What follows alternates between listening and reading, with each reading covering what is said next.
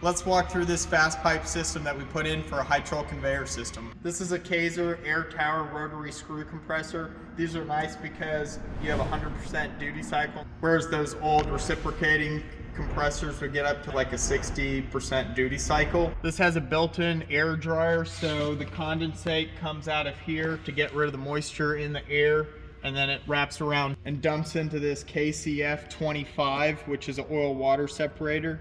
They ship these with some plastic barb fittings, so we take those out and put in this push fitting, and then you would drain into a bucket, which I might have already told you. Oh, it's so cold in here. Underneath the tank, you normally have an auto drain. There's not one on here yet. You're draining all the water out of your tank and you're not letting it just sit there and rust.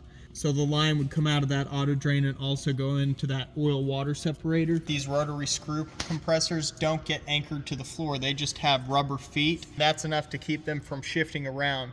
But in case anybody bumps this or moves this, we like to have marks so they can always put it back. Quincy compressor, they say you don't need to have anything to catch moisture coming out the bottom of this filter since you already have a dryer. So this is only going to have a little dribble of water every now and again. The line coming out of the compressor, we have a 3/4 ball valve, and then it comes through, reduces to a 1/2 inch before it comes into this filter here. We have a union, so you can disconnect this when servicing the filter and disconnect this fast pipe fitting here. Got a drain so you can empty this pipe out while you're servicing it. And then we go to 1-inch fast pipe. We had some 2-inch fittings on the truck, so we were trying to get rid of those. Normally it makes more sense to have all 1-inch fittings because you're trying to keep this area here condensed, and it's not going to really affect your supply out there. You already are at a 1/2 inch when you're going through the filter. We have a ball valve here so that one compressor can be running the system while the other compressor is being serviced. It's so cold in here. When you're planning out Just snapped you. Before you start working, you plan out the path of your pipe. I like to walk around the whole building and plan which joists I'm going to be running the pipe along. So I ran that line out of the compressor and ran it toward the dock door so that when I came across these 6 lanes of conveyor, I could cut across before going back into the blue refrigerator room, and then I could have all this drop hose to each of these 6 lines of conveyor. So this drop hose is 1/2 inch ID, and you connect up to this brass barbed fitting female swivel so that you don't twist this hose up as you're connecting to your FRL. Then we reduce down to this 3/8 ball valves so we can turn on or off this FRL. And it's nice to have a ball valve at each end. That way you can drain and clean out your pipe before you connect up. You're going to set this at 35 PSI for the ABES airbags. Here we come out of the FRL and tee into this 3/8 poly, which is the trunk line for all these solenoids on the ABES. And we'll show you some B-roll footage, I hope, of these saddle drops. How would you say proper circulation? You're looking for your phone. Yeah. That's funny. I got that on video. You're pulling a Jeff. For any high demand application, you're going to build your pipe in the shape of a loop to provide adequate air supply. Anywhere you're going to have people walking up and down along the conveyor throwing cases on, like this pick module here, you wouldn't want a drop hose right in front of them that they'd be running into and throwing boxes against. So we dropped this 1/2 inch hose down here, went underneath the mezzanine, and then come up under the conveyor and connect to your FRL. For a pick line that's not on a mezzanine, you can run your hose along the conveyor down to where your FRL is. There are several different fittings you can use to drop your hose down from the ceiling.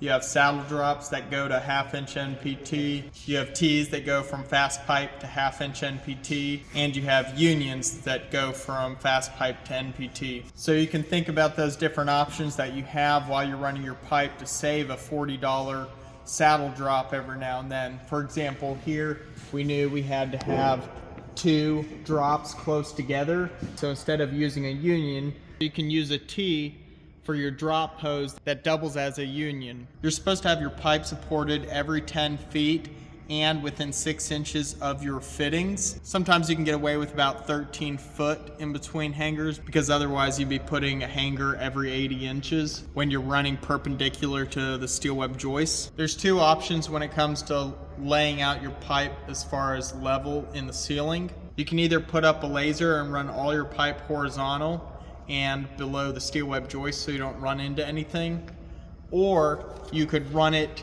a set distance down from the top cord on your steel web joist, let's say 10 inches down, but then that means you'd be following the pitch of the ceiling. So anytime you're following the roof pitch and then you get to the peak and you have to change direction, you'd have to use a couple of fittings like 90s or 45s to manipulate the angle, or you'd use a piece of flex hose for that angle. You can run it either way, but if you're running it a set distance from the ceiling, plan for several jumpers, both when you're going vertical and then you have to transition to that pitch of the roof, and when you're going across the peak of the roof. You don't have to worry about getting those jumpers if you're making the whole system level, but it is a little annoying to have to keep moving your laser from column to column and into a different room if you have a partition like this. Another major advantage to following the pitch of the ceiling is you can prep all of your thread rod pipe hangers. If you're running horizontal with a laser, you have to keep building one pipe hanger at a time since each one is a different length, which gets really annoying. So it's probably a lot faster to get yourself a bunch of jumpers and follow the pitch of the ceiling. When you walk around the building and plan out where you're gonna be running your pipe, you'll be able to plan ahead for things. Like here, we knew we didn't want to run across, like the drawing showed, across this pick module because you'd have to run a whole nother man lift and it would be difficult to maintain if there was ever a leak. You want to think about protecting your compressor so a forklift doesn't hit.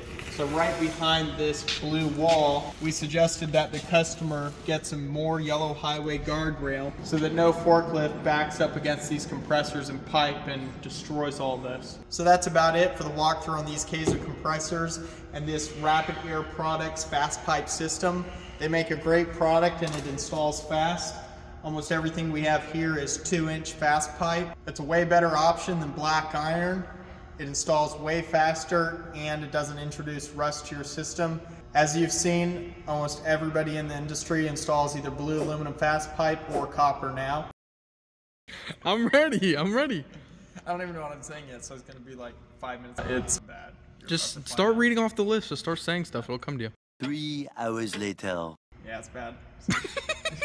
Okay. I'm not gonna laugh. I'm not gonna laugh. Go ahead. Here's a... What the year? Here we go. But If this was the ad, I would click off of it. It's not an ad. These videos just make me want to blow my fucking brains out. That's why I skim them. I can't. It's stuff I know, so it wants me to shoot myself.